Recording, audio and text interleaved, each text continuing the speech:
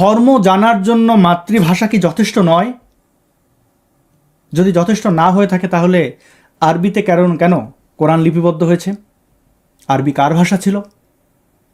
হজরত মোহাম্মদ। তিনি তার মাতৃভাষাকে রেসপেক্ট করতে পারলে আপনি কেন পারছেন না?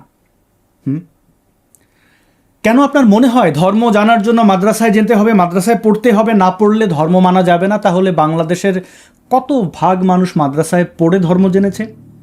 বরং আমরা দেখি মাদ্রাসা থেকে পাশ করা মোল্লা মুন্সিদের অবস্থা, তাদের জ্ঞান গর্ভ সম্পর্কে আমরা স্পষ্ট, তাদের মূর্খামি সম্পর্কে, তাদের অসততা, লুচ্চামি, বদমাশি, মানবতা বহির্ভূত সকল অপরাধে তারা জর্জরিত।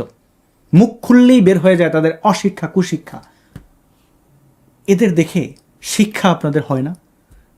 কিছুদিন আগে এরা জান্নাতের টিকিট বিক্রি করেছিল না? তখন তো আপনি ঠিকই আপনার নিজেরটা বুঝেছেন।